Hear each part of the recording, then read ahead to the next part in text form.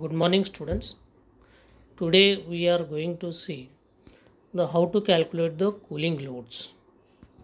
So in last lecture we have discussed the room sensible heat factor, grand sensible heat factor and effective room sensible heat factors which are used for calculations. So what are the different loads? To estimate the air conditioning loads, we must know what is the building size, what is its shape and orientation, material of the construction of the building, glass areas, how many people are sitting inside the building, what is the ventilation, air taken, what are the equipments, motors, lights, appliances, water, gas and electrical services, equipment location, infiltration load, location of doors and windows. These are the conditions. Depending upon the situations considering, we have to calculate all these factors calculating the cooling loads. Apparatus dew point temperature we have discussed in the last video. We just see that it is the defective surface temperature of the cooling coil which determines the conditions of supply air coming out of the coil. To find out the air quantity required and to select the equipment, ERSHF, that is effective room sensible heat factor, bypass factor and apparatus dew point temperatures are required. So before designing the condition space, outdoor desire calculations, that is the weather data required for load. So temperature, humidity, wind speed, sky clearness, ground reflectness, etc. Design outdoor conditions data can be found in ASRE fundamental handbooks. So depending upon the locations of the your buildings space, where in India, in Australia, Japan, America, or in internal where the cities, depending upon that the outdoor conditions are to be taken. Indoor design conditions. Indoor design conditions, basic design parameters, that is the air temperature, typically 25 to 26 degrees Celsius temperature, air velocity 0.25 meter per second, relative humidity 30 to 70%. See ASRE that is given in comfort zones. Indoor design conditions, indoor air quality, air contaminations, air cleaning, acoustic requirements, pressurization requirements are to be considered while taking the indoor design conditions. So coil load, whatever the load acting on the cooling coil, that is known as coil load. Cooling coil load, the rate at which energy is removed at the cooling coil is sum of space cooling loads. So what is the space load of the cooling? That is a sensible load and latent load, heat load. Supply system heat gain, that is the fan plus supply, that is due to the fan, the heat added of the fan, supply air duct, return system heat gain, return air duct, load due to outdoor ventilation rates. So ventilated air is the air which we are supplying to the cold air with cold air for maintaining the purity of the air. So external loads, heat gain from walls and roofs, that is a sensible heat. Solar heat gain through fenestrations, sensible. Outdoor air, sensible and latent heat. So internal loads, people sitting inside the building, sensible and as well as latent. Light, sensible loads. Appliances which are you are using inside the space to be conditioned, that is computers, printers, sensible and latent loads.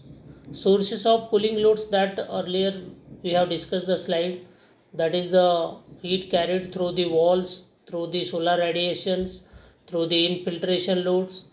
Equipments inside, that is electrical equipments, computers and occupants seated inside, that is the internal loads. So that is, we have discussed internal loads and external loads. Sensible heat gain through structure by conduction is given as Q equal to UA TO minus T naught, where Q is total heat transfer in watt, U overall heat transfer coefficient in watt per meter square degree Celsius, A outside area of the wall in meter square, TO outside temperature of air and Ti inside air temperature. So U is overall heat transfer coefficient, it is given as 1 upon R, where R is the resistance 1 upon H1 plus L1 upon K1 plus L2 upon K2 plus 1 upon S2. Depending upon the walls, if it is a composite wall of two material having thermal conductivity K1 and K2 and both sides are exposed with the air, then overall heat transfer is to be calculated by using this formula. So U is the factor. For example, walls we are getting from X-ray book that U values are to be given. Thermal resistances are given for outside air film, for the concretes, for insulating material, for gypsum material, for indoor air film. It is given. You have data is available from the X-ray design data book. From that you have to take the resistance and you have to calculate U equal to 1 upon R total. So here I had given the figure of the wall. The first there is a concrete wall, so which is, then there is an insulation and of 2 inch, and after that there is a gypsum is. So this is the thermal wall where one side the cold air is there, another side hot air is there. Heat will transfer from hot side to cold side. Then overall heat transfer coefficient is to be calculated 1 upon thermal resistance of the concrete, thermal resistance of the insulation and thermal resistance of the gypsum. This R concrete, R insulation and R gypsum is obtained from the design data book. Then sensible heat gain from solar radiations through walls and roofs are given.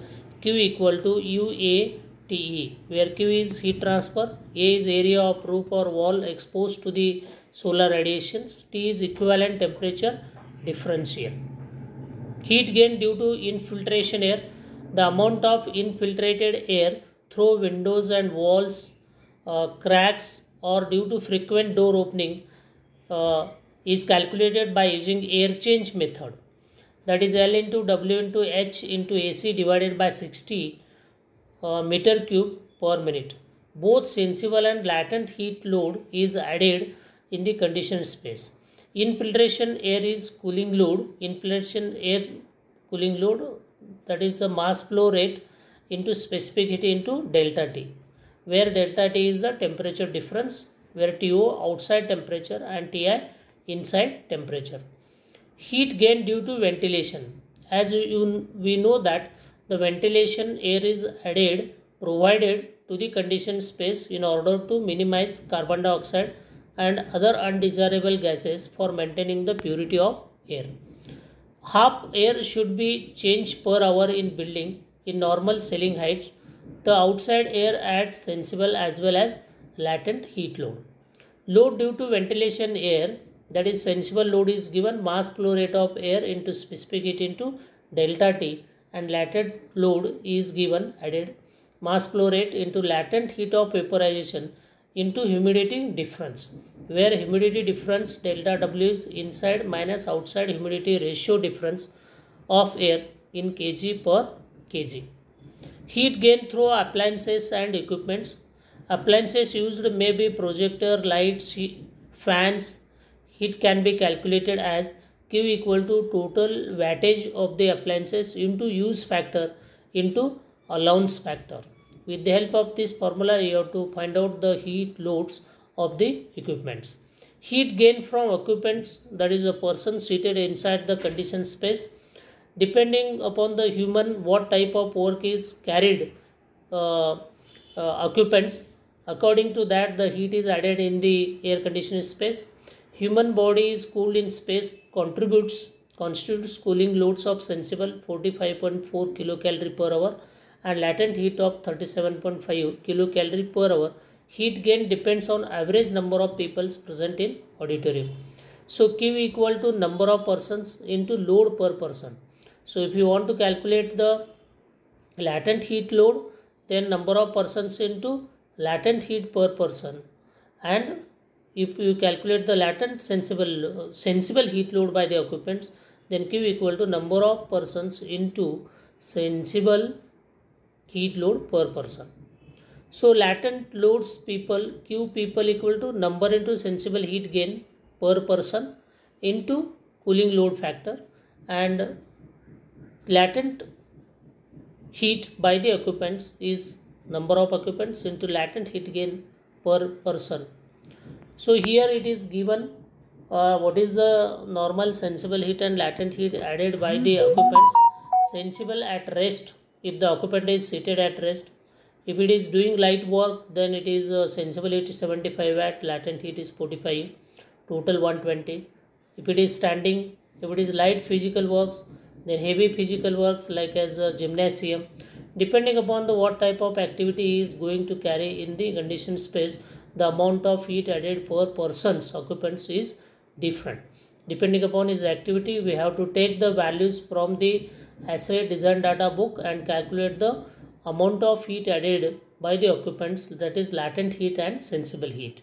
Then we have to calculate the total heat, sensible heat and latent heat heat load on the cooling system, and according to that consider what is the bypass factor and calculate the cooling load or total load of the on the system. Okay, so we will take one example in the next lecture and we will discuss. Thank you.